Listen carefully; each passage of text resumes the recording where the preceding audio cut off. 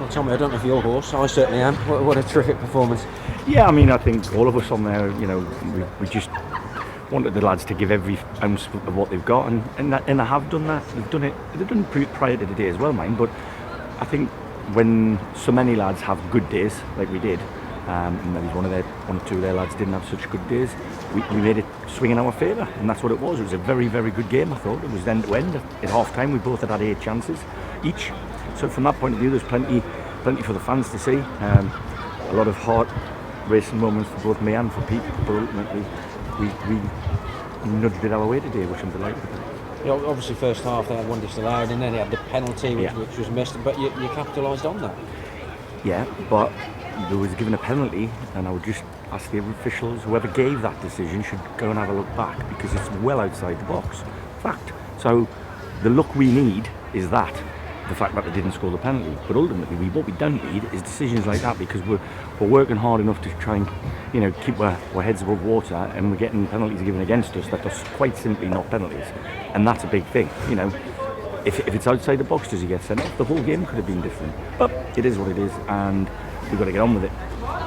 And get on with it, you did in the second period. And Josh was so unlucky when that effort came back off the upright. Yeah, I mean, I thought he missed an easier chance than that in the first half. If I'd throw 10 balls over his shoulder, 9 of them would end up in the net with that finish that he hit over the bar in the first half. But listen, I've played him in a slightly higher and more central role today, and he's reacted really well. He's looked a threat, like he always would be when he gets on the ball. But he's got to understand the conditions of the pitch, the quality of the opposition. He's not going to be all about him and the ball. He's got to do something for the team. And many a manager before me's been frustrated with Josh, but not many of them have shown the faith that I have in him, and he repays me that by doing what he did. And goal on Mateo as well. Another immense game today. He won everything in the air, and just to seal the win in that way. Yeah, I mean, look, he's another one.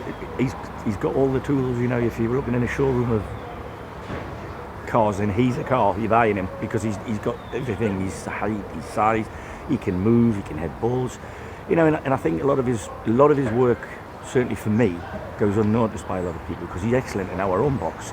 But what he is, he always attracts a man and a half of the opposition, so it gives other people a little bit of space in that. But I thought he chased down and done really well to get the second goal, which really was a massive sigh of relief for him. Yeah, but it was nice to get the second one, just to make it a little bit more comprehensive. Yeah, I mean, listen, we knew it was going to be a tough second half because we were winning, and they have a very good side. I said to people beforehand, there's only about 2 sides I think are, the way they played, better than them. And he's doing a great job with what he's got in comparison, similar to us, I think, in that respect. But at the end of the day, all I'm worried about is making sure that this will be a great win if we follow it up. It's no good having a great win. We've done that. We've gone on our travels actually and got some really good results, positive performances, and then we've compounded that by not following it up. So I want to put back-to-backs together, whoever wins the next opponent, but that work will start when I go back in there.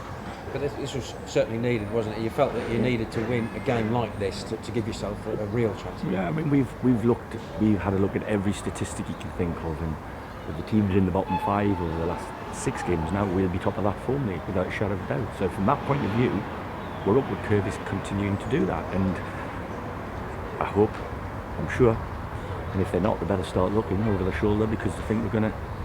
I always believe we can do it, and I genuinely, I don't say that just to keep people interested. I mean that because I'm not a quitter, I'm a winner, and I've got the lads, I think, getting the best out of what I can with them, and they deserve massive credit for a great win. And moving up the pace as well, that just adds to psychological, doesn't it? Yeah, massively. At the end of the day, we need to pick.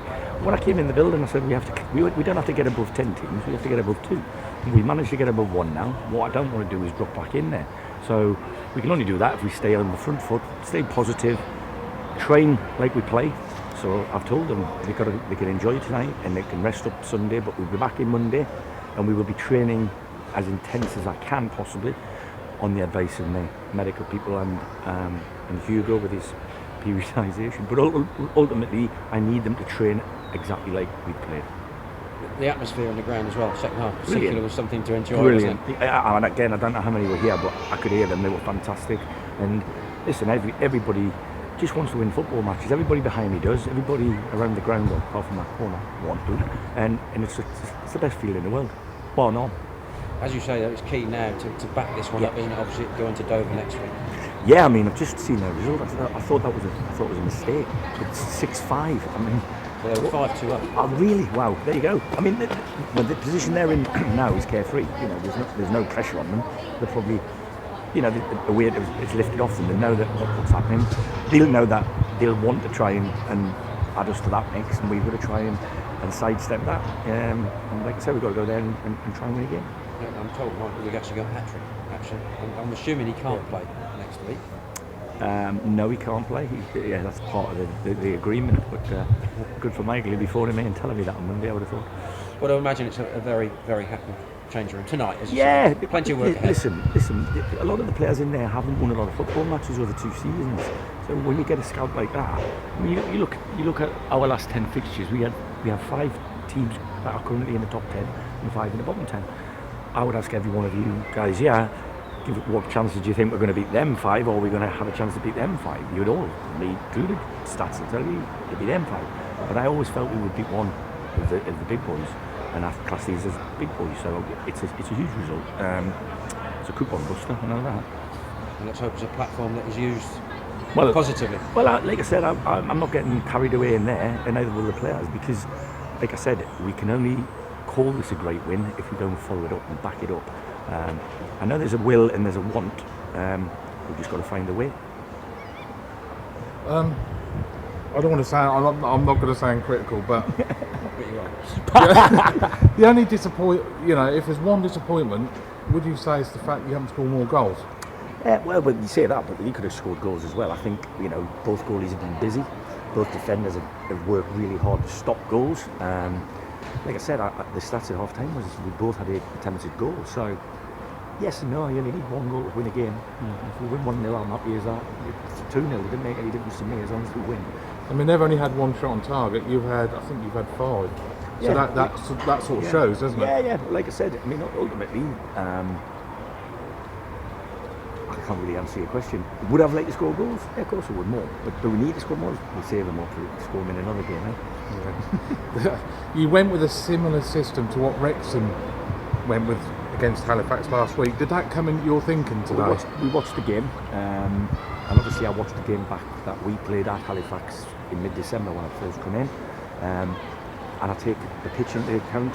Because of that, I did feel they would go a little bit more direct. We guessed right. We guessed that the big boy would play down the middle rather than Waters, and I think that helped us, if I'm honest with you, because it matched Josh up with somebody he wanted to have a row with.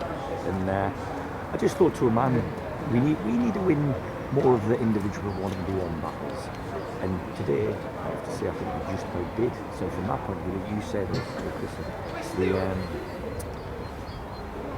having Gold being as dominant as he was is a huge part of what we can do, because we can move up the pitch much easier. Having Josh up there retaining possession and making clever decisions on the ball, it's a magic like he did, that helps take us up the pitch as well, and it encourages the defenders to get up behind him. If it keeps coming back, we won't get out of there. So that only happened for about 5 or 10 minutes in the second half, but I expected that, because Halifax were 1-0 down in half time. But listen, for our lads to bounce back after that period and go again, and I thought we managed the game really, really well again. Yeah, and the crowd as well. I mean, I know Nick's touched on it, but they really fed off that performance, didn't they? Yeah, and I think we feed off them. And like I said, the last 2 performances here haven't been bad.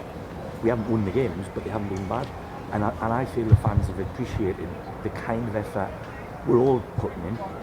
And listen, I've played in football, I play at football clubs when there's a disconnect between the fans and the team. There's not that here. So from my point of view, we've been backed really well by the supporters in a tough time for the club. But I just feel there's a bit of momentum coming in behind us now, and the fans are a big part of that. One player who hasn't been featured last couple of weeks fit, has he gone back to Dagenham? He's just got to swap this to his leg. Oh, right. So we were hoping he was going to be involved today, but it's come around a little bit too soon for him. So we only got back there for treatment, so he doesn't have to travel up and see Carl for too long. Every time he comes to see Carl. So from that point of view, he's still out with us till the end of the season. Just hopefully he'll be back around. Same with Theo, same with Matt. Hopefully we'll have all 3 of them. Yeah. gives you plenty of options. Yeah. Well, I think I've got options.